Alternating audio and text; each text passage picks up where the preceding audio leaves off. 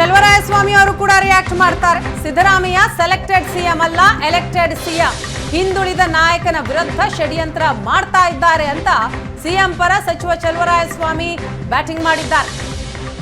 ಮೂಡಾ ಕೇಸ್ಗೂ ಸಿದ್ದರಾಮಯ್ಯನವರಿಗೂ ಸಂಬಂಧ ಇಲ್ಲ. ಕಾನೂನು ಹೋರಾಟ ಮಾಡಿ ರಾಜಕೀಯವಾಗಿ ಎಲ್ಲವನ್ನೂ ಕೂಡ ಎದುರಿಸ್ತೇವೆ ಅಂತ ಹೇಳ್ತಾರೆ ಚಲುವರಾಯಸ್ವಾಮಿ. ಸೆಲೆಕ್ಟೆಡ್ ಮುಖ್ಯಮಂತ್ರಿನ ಎಲೆಕ್ಟೆಡ್ ಮುಖ್ಯಮಂತ್ರಿ ಸೆಲೆಕ್ಟೆಡ್ ಮುಖ್ಯಮಂತ್ರಿ ಆಗಿದ್ರೆ ನಾಮಿನೇಟೆಡ್ ಮಾಡಿದ್ರೆ ನೀವು ಹೇಳ್ದಂಗೆ ಗವರ್ನರ್ ನಾಮಿನೇಟೆಡ್ ಮಾಡಿದ್ರೆ ಗವರ್ನರ್ ಲೆಟರ್ ಕೊಟ್ಟ ತಕ್ಷಣನೇ ರಾಜೀನಾಮೆ ಕೊಡಬೇಕಾಯಿತು. ಇದು ಜನ 136 ಜನನ ಗೆಲ್ಲಿಸಿ ಕಾಂಗ್ರೆಸ್ ಪಕ್ಷ ಶಾಸಕಾಂಗ ಪಕ್ಷ ಮಾಡಿರ್ತಕ್ಕಂಥದ್ದು.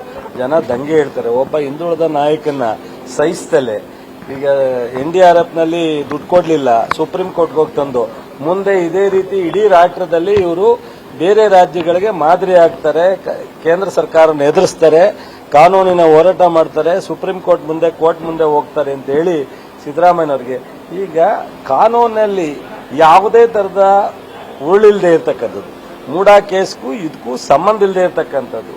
ಅಂತ ಕೇಸನ್ನ ಯಾರೋ ಒಬ್ಬ ಸಾಮಾನ್ಯ ಕ್ರಿಮಿನಲ್ ಮೆಕದಮೆ ಇರ್ತಕ್ಕಂಥ ಅಬ್ರಾಹಂ ಕೊಟ್ಟ ಅರ್ಜಿ ಮೇಲೆ, ಅದು ಯಾರೋ ಇನ್ನೊಂದೊಬ್ಬ ಪ್ರದೀಪ್ ಅಂತ ಕೊಟ್ಟ ಅರ್ಜಿ ಮೇಲೆ ಇವರು ಪ್ರಾಸಿಕ್ಯೂಷನ್ಗೆ 173 ನಲ್ಲಿ ಪರ್ಮಿಷನ್ ಕೊಡ್ತಾರೆ ಅಂತ JDS, RSS ಮತ್ತು ಒಬ್ಬ RTA ಕಾರ್ಯಕರ್ತ, ಈ 3 ಜನ.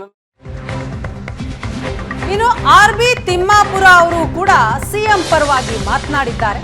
ಸಿಎಂ ಯಾವುದೇ ಕಾರಣಕ್ಕೂ ಕುಗ್ಗಬಾರದು. ಸಿದ್ದರಾಮಯ್ಯ ಸಾಹೇಬ್ರೆ, ನಿಮ್ಮ ಜೊತೆ ನಾವಿದ್ದೇವೆ.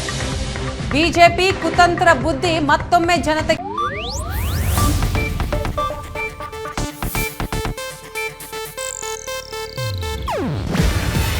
ಇದು ಏಷ್ಯಾನೆಟ್ ನ್ಯೂಸ್ ನೆಟ್ವರ್ಕ್ ಪ್ರಸ್ತುತಿ.